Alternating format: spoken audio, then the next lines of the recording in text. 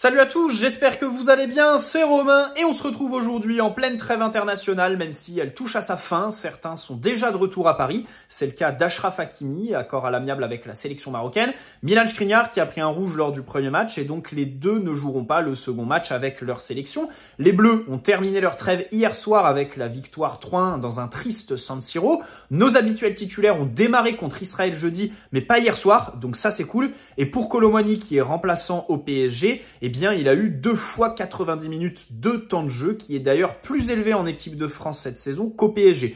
C'est assez logique, vu les faibles minutes que lui donne Luis Enrique ces derniers temps. Alors, on se retrouve aujourd'hui pour parler mercato, bien évidemment. Après la déroute contre l'Atlético Madrid, le club a activé ses relais médiatiques en nous parlant un petit peu de marché des transferts pour calmer la plèbe, et puis surtout parce que la fenêtre hivernale commence à approcher. Voilà, les priorités se dessinent. Il y a des questions pour Luis Enrique en conférence de presse, et on peut déjà deviner sur quel poste le PSG ira cet hiver. Après, en matière de politique, c'est très compliqué de savoir quels seront les principes suivis. Est-ce qu'on va rester sur cette philosophie de recruter des joueurs de moins de 21 ans absolument, ou est-ce qu'on va vouloir réajuster en recrutant un joueur d'expérience par exemple? Alors après, la star qui est attendue dans le cadre du remplacement d'Mbappé qu'on nous avait promis avant le dernier mercato d'été semble toujours d'actualité parce qu'on a été cité notamment sur Kvaratskhelia par exemple ces dernières semaines. Mais bien sûr, pour cet hiver, ça paraît très compromis. Est-ce qu'on va rester au Brésil aussi, comme ça avait été le cas lors de l'hiver dernier? Est-ce qu'on va recruter dans le cadre de transferts définitifs? Ou est-ce que enfin Luis Campos va comprendre qu'il y a une formule qui s'appelle le prêt, alors qui est difficile à mettre en œuvre quand tu es le PSG avec toute la surface financière qu'on a? Les clubs sont pas vraiment d'accord pour faire ce genre de deal. Mais voilà, c'est ce qu'on avait négocié, je crois, sur Hakim Ziyech à l'époque avec Chelsea. Et là, on pourrait se tourner vers Chelsea encore une fois pour un Christopher Nkunku, par exemple, dont on va parler dans cette vidéo. Alors, j'aimerais d'abord commencer sur ce que l'on sait de manière certaine, à savoir ce que Luis Enrique a dit en conférence de presse. Alors, on le sait de manière certaine, mais de l'autre côté, il fait de la langue de bois. Et en 2 jours, il a dit tout et son contraire. Juste après le match contre l'Atlético, donc il s'est un peu énervé en conférence de presse sur une question concernant le poste de buteur, parce que bien sûr, spontanément, dans l'ordre des priorités pour cet hiver, tu penses à un buteur. En cas de départ de Kolo Muani, certes. Mais il avait dit ce soir-là, bon, le 9, apporte-le-moi, je le sors d'où? Une déclaration qui était comprise à ce moment-là comme une sorte de critique, même si le mot est fort, envers le dernier mercato en fait. Moi, j'avais lu ça comme on m'a pas ramené de 9 ces derniers temps, mais 2 jours après en conférence de presse, déjà il a dit « j'ai jamais dit ça », et ensuite qu'il ne voulait pas de numéro 9, qu'il voulait faire avec les armes qu'il a, mais que cet hiver, il veut pas de buteur, Luis Enrique. Voilà, bon, donc ça rejoint ce qui a été dit aussi dans les médias ces derniers temps, à savoir le PSG aurait 2 priorités, renforcer les ailes, voilà, Doublé, Barcola, Dembélé. Par exemple, on a eu un article de l'équipe où il était dit que Luis Enrique se sentait un peu obligé de mettre Désiré Doué à ce poste pour suppléer Barcola. Donc, on comprend que dans l'esprit de Luis Enrique, Désiré Doué ne serait pas forcément l'ailier qu'il est sur le peu de minutes qu'il a ces derniers temps. C'est plutôt rassurant, parce que je ne vois pas d'avenir à ce poste, mais plus en relayeur et encore au PSG. Moi, je pense que pour Doué, le poste idéal, ce serait celui qu'Ousmane Dembélé a eu au match retour contre la Real Sociedad l'année dernière. 4e milieu de terrain, numéro 10, faux numéro 9. Un choix tactique qui est revenu sur le devant de la scène avec la fameuse série, extraordinaire série, que Canal a récupérée. Donc sur Luis Enrique. Après, pour revenir sur le choix de mettre Désiré Doué en ailier gauche, je pense que Luis Enrique a d'autres solutions. Quand on voit les matchs défensifs de Nuno Mendes, en fait, je me demande si Beraldo n'est pas, alors peut-être pas meilleur, mais en fait, je pense que tu peux mettre Beraldo donc dans ce rôle de 3e central, et Nuno peut-être un cran plus haut. Voilà, ça peut être une solution à envisager. Sur une fin de match, je parle bien évidemment, hein, pas titulaire la semaine prochaine contre le Bayern Munich. Bref. Et donc, après le poste d'ailier, le poste de central droit serait visé. Alors là, on parle d'opportunité. S'il y en a une, on ira. D'autant plus si on réussit à faire partir Skriniar, qui n'est pas en odeur de sainteté. Il est titulaire à chaque fois sur des matchs où Luis Enrique n'a pas d'autre solution. Après les trêves internationales ou avant, comme contre Angers. Alors il y a la Juve qui s'y intéresse, hein, mais honnêtement, Skriniar fait de bons matchs. Encore contre Angers, après celui contre Rennes où il avait été bon, et il y en avait un autre poste... Il y a eu... Je me souviens plus... Strasbourg aussi, où il fait un bon match. Voilà. En fait, Skriniar, alors le drame, c'est que il a ce rôle de remplaçant, qu'il tient bien, je trouve, cette saison, il faut l'avouer, mais à 12 millions par an, quoi. Donc avec le salaire et en plus la prime à la signature, comme on l'a eu gratuitement, qui est étalée sur tout le contrat, ça porte le salaire à 12. Donc c'est sûr que c'est là tout le problème. Et d'autant plus pour t'en séparer, parce que les clubs vont vouloir un prêt. Mais du coup, cet hiver, honnêtement, déjà, si on se sépare de Skriniar dans le cadre d'un prêt où on prend en charge une partie du salaire, je dis non, en fait. Moi, je garde. Quitte à payer le salaire, autant le garder dans nos rangs. Et si c'est pour prendre une espèce d'opportunité qui, en général, en fait, est un joueur polyvalent, mais bon partout, mais excellent nulle part, voilà, je préfère garder Skriniar au moins 6 mois. Voilà. Parce que c'est vrai que, bon, mercato d'hiver, tu peux faire... Déjà, l'hiver dernier, tu as fait Beraldo, qui, on peut le dire, n'est pas une franche réussite, même si lui, il est excellent quelque part, à la relance. Ça, c'est vrai. Et encore, il te fait une dinguerie par match quand il est positionné assez bas et pressé. Mais voilà, je trouve que Skriniar fait ses matchs, en fait. Et je vois pas pourquoi on s'embêterait à recruter un mec qui arriverait en hiver, qui aurait à s'acclimater, à prendre le pouls du système Luis Enrique, de la Ligue 1. Qui plus est, si tu vas encore une fois au Brésil, recruter un mec qui va traverser l'Atlantique. Donc voilà, honnêtement, Skriniar, si c'est pas dans le cadre d'un transfert définitif, je garde. Et sur ce poste derrière de central droit, je décale à cet été le dossier. Alors après, c'est vrai qu'il y a une piste, moi, qui me chauffe vraiment, mais du coup, justement, c'est pour cet été, c'est le défenseur du Benfica, qui a relégué Antonio Silva. Rappelez-vous, il y a 2 ans, Antonio Silva était vraiment en vogue. La saison dernière, il a fait une mauvaise saison. Aujourd'hui, il est sur le banc pour Thomas Araújo, qu'on a pisté en fin de mercato. Il a une clause à 100 millions. Après, on l'a vu avec João Neves. Le Benfica peut aller jusqu'à diviser par 2, en fait, par rapport à la clause. Donc, bon...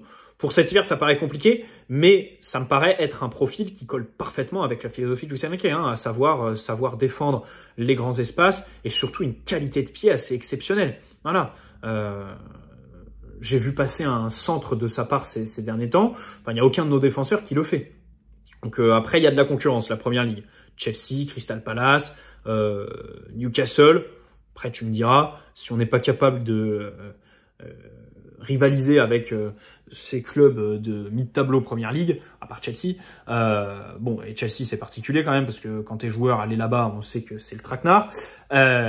C'est compliqué. C'est compliqué. Mais c'est vrai que voilà, ce dossier, je l'apprécie particulièrement. Et donc, si cet été, on peut le faire, faisons-le. Voilà. Mais cet hiver, honnêtement, si c'est pour remettre 20-25 millions sur un mec comme moyen, je vois pas l'intérêt, parce qu'encore une fois, Milan Skriniar fait ses matchs. Après, bien sûr, ce sont des matchs de Ligue 1. Bref, il y a un problème pour ce mercato hivernal. Il y a un problème qui est sérieux, qui est celui de notre qualification. En danger, très clairement, je parle en Ligue des Champions, bien sûr. En danger, voilà, parce qu'on est actuellement 25e, parce qu'on joue 2 mastodontes européens sur nos 4 derniers matchs. Et donc, c'est vrai que tous nos plans seraient revus si on était éliminé. Enfin, je fais pas de... Enfin, si on est éliminé de la Ligue des Champions, je fais pas de mercato hivernal en fait. Cet effectif peut très bien finir la saison en Ligue 1 et en Coupe de France. Voilà. Par contre, si on se qualifie, là, les besoins seront décuplés. Voilà. Mais c'est vrai que si on se met à recruter et qu'au final, on n'est pas invité au printemps européen, c'est compliqué. Et même en perspective de qualification, ce serait donc en barrage en février, face à une équipe normalement qui serait bien classée. Donc ça pourrait s'arrêter 15 jours après le recrutement, quoi, la saison. Parce qu'on va pas se mentir, voilà, au plus tôt t'es éliminé, au plus tôt ta saison est terminée, d'autant plus en Ligue 1 où là on est au tiers de la saison avec 6 points d'avance, 7 si tu comptes la différence de but. Les équipes derrière qui vont pas tenir la cadence. Et je trouve que voilà, en Ligue 1, les Mayoulou, Désiré Doué, tiennent la baraque absolument. Voilà. Bref. Donc, ce mercato hivernal est un mercato d'opportunité. Et quand on pense à opportunité, on se tourne naturellement vers un club qui a 50 joueurs sous contrat, qui à chaque fois doit se séparer de certains pour les exigences du fair play financier, et même pour eux continuer à recruter, parce qu'ils adorent recruter à chaque fois, Chelsea. Et donc là, on a Christopher Nkunku qui réfléchirait à son avenir, parce que il est barré par Jackson en numéro 9 et Cole Palmer, bien sûr, en soutien. Il joue quand même tous les matchs, Nkunku, mais en tant que remplaçant. Il rentre à chaque fois. Je crois qu'en première ligue, il est titulaire que sur le premier match contre Manchester City en août. Et après, voilà, il joue un quart d'heure à chaque match, mais un quart d'heure. Par contre, il est titulaire en Conference League et en Carabao Cup, sauf qu'ils ont été éliminés de la compétition contre Newcastle, je crois, Chelsea. Donc, ça fait des minutes en moins pour lui. Donc, cette saison, il a 700 minutes pour 10 buts marqués à Chelsea. Un but tous les 70 minutes. C'est très correct. Ça témoigne d'une certaine finition quand même, en plus d'avoir de l'expérience, parce que Nkunku, mine de rien, a 27 ans déjà. Il est donc international. Il y a des références aussi, en Ligue des Champions notamment, alors qui remontent, hein, le triplé contre City, c'est en 2021. Mais voilà, c'est une vraie référence que aucun joueur dans l'effectif actuellement n'a.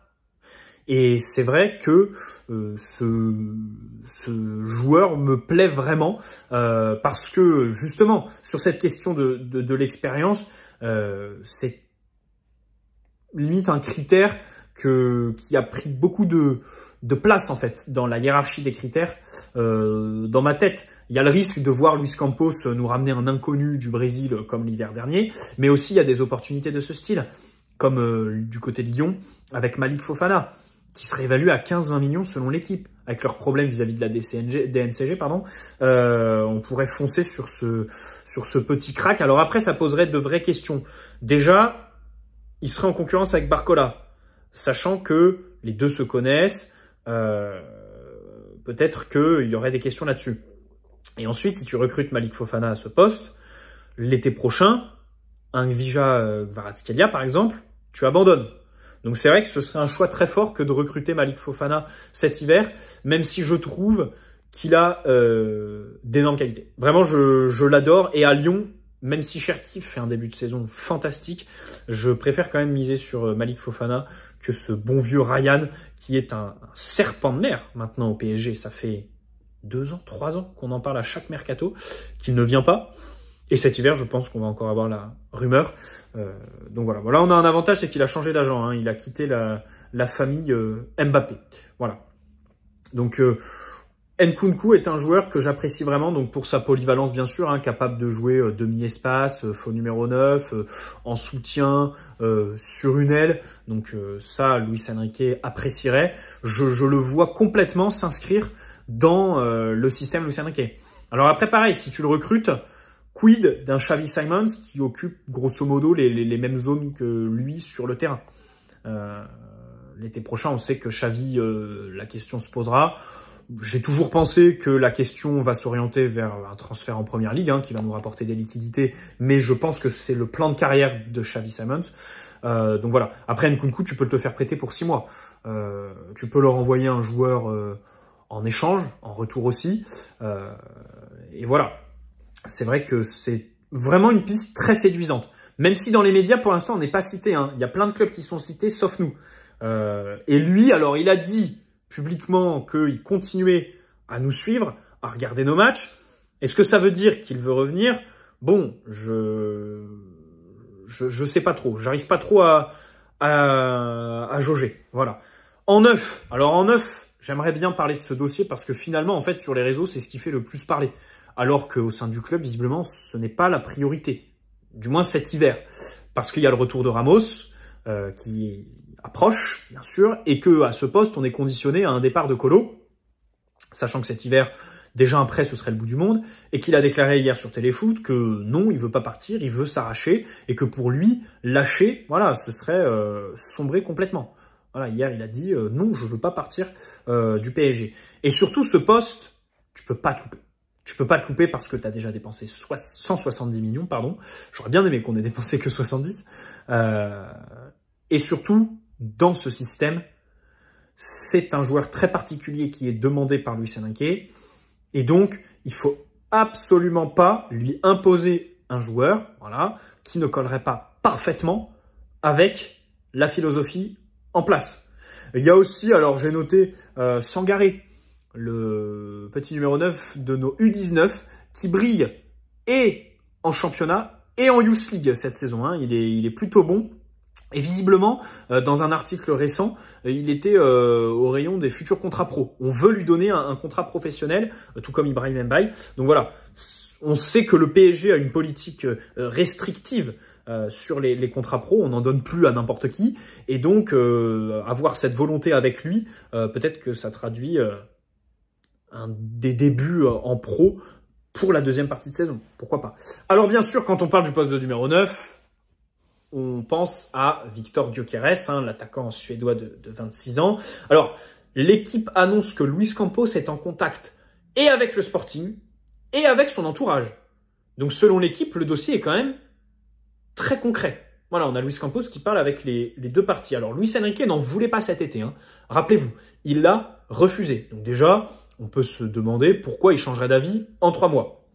Et cet été, il voulait aussi pas de Osimhen, par exemple.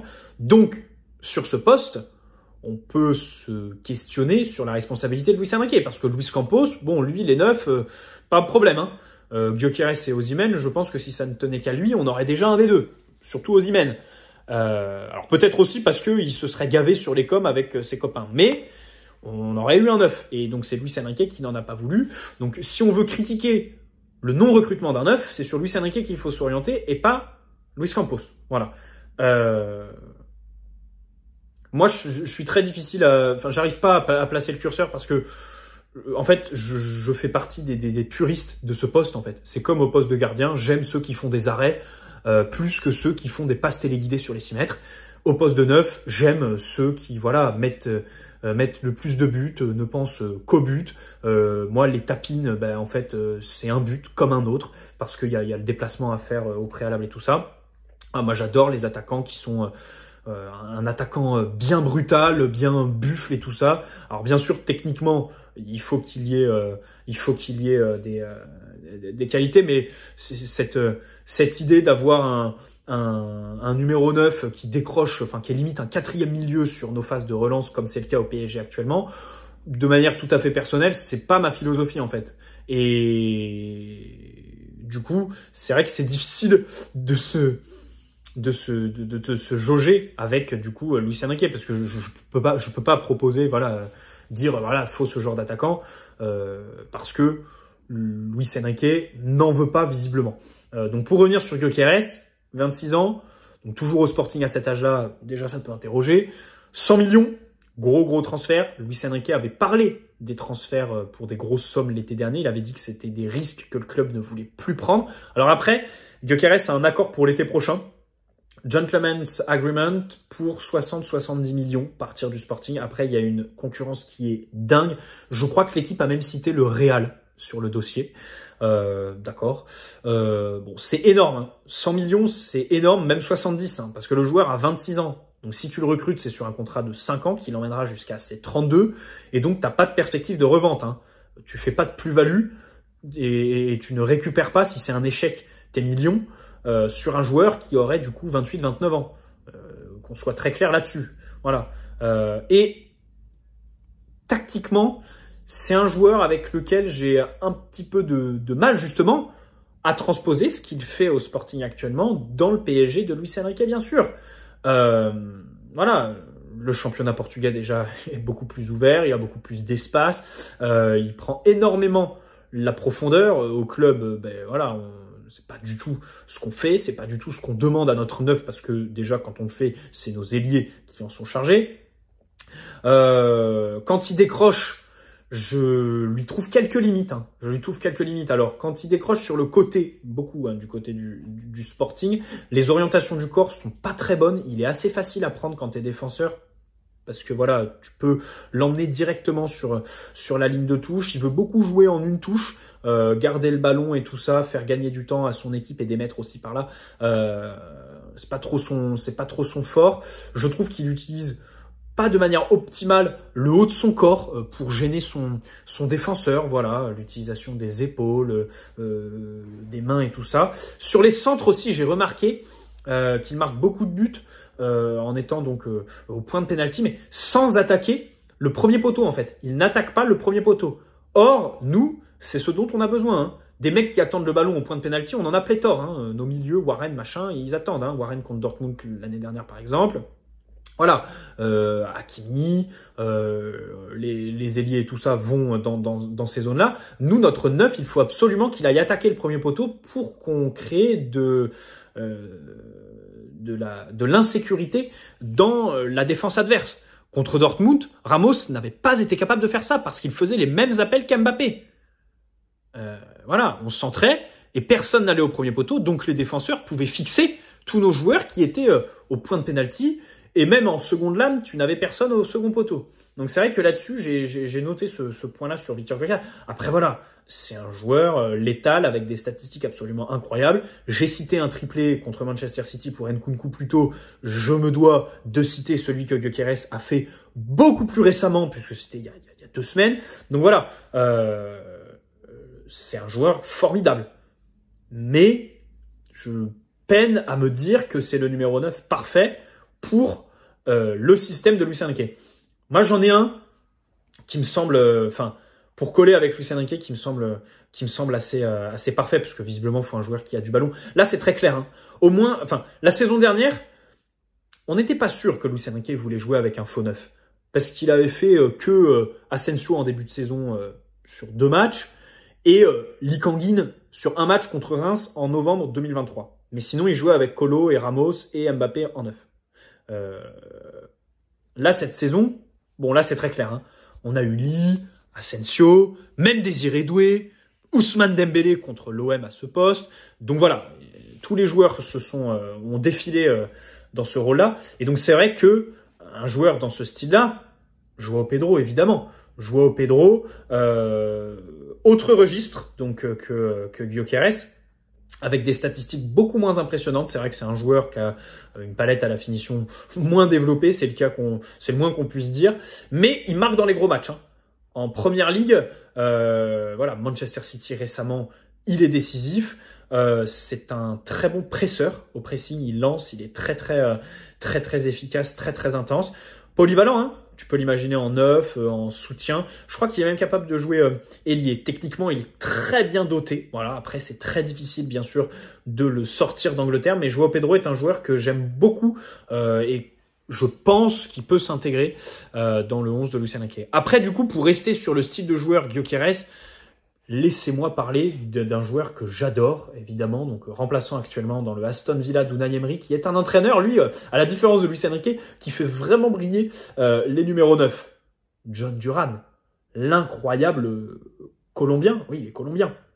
Il est Colombien parce qu'il a été repéré, je crois, par le même scout que Luis Diaz de Liverpool. Voilà. Alors, Duran, bon, il est en pleine bourre, en sortie de banc, donc ça, c'est à prendre en compte. Quand tu rentres en jeu, c'est différent que quand tu es titulaire. Au PSG, on a eu plein d'exemples. Avec Kolo Muani et Ramos, ces 2 dernières saisons de joueurs qui sont bons quand ils rentrent, parce que l'adversaire est fatigué, parce que tu es peut-être en ballottage défavorable et donc tu pousses de plus en plus, tu te rapproches de la surface, et donc les ballons arrivent beaucoup plus facilement. Voilà, parce que les espaces s'ouvrent aussi, parce que l'adversaire a un score à aller chercher.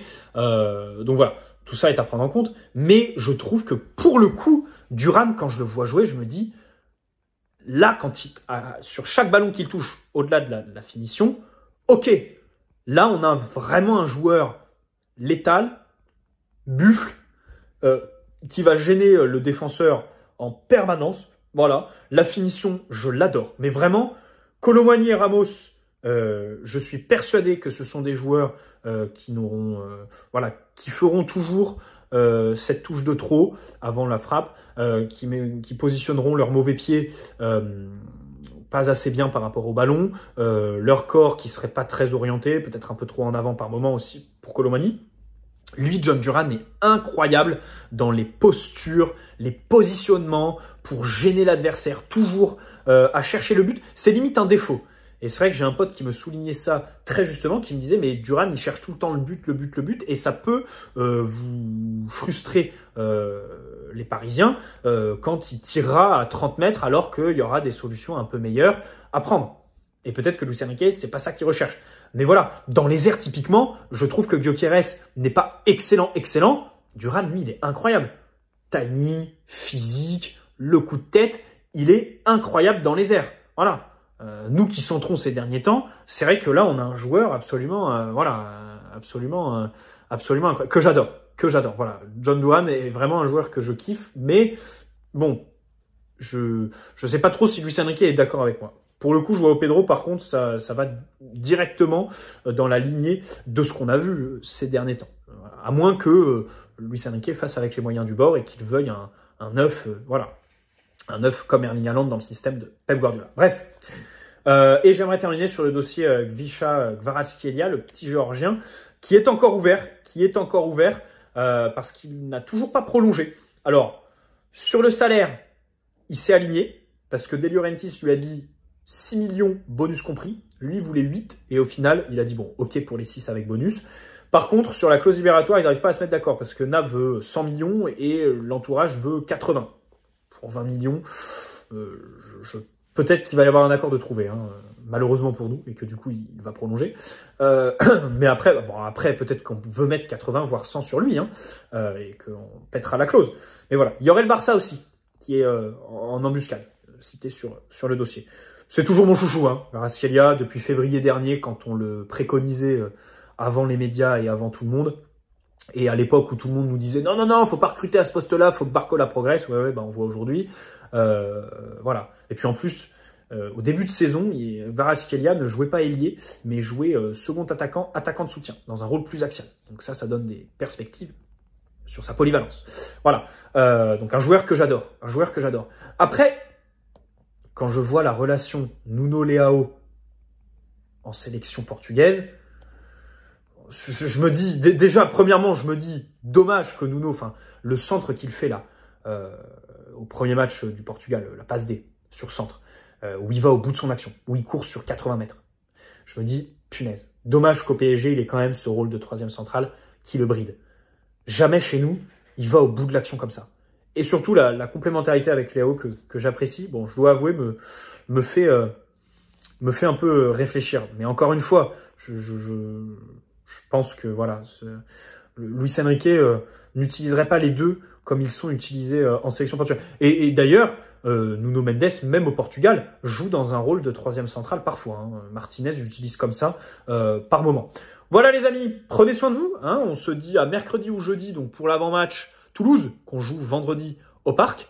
Et juste avant, bien sûr, ce déplacement à Munich. Allez, très bonne soirée à tous. Prenez soin de vous et allez Paris avant tout. Ciao les amis.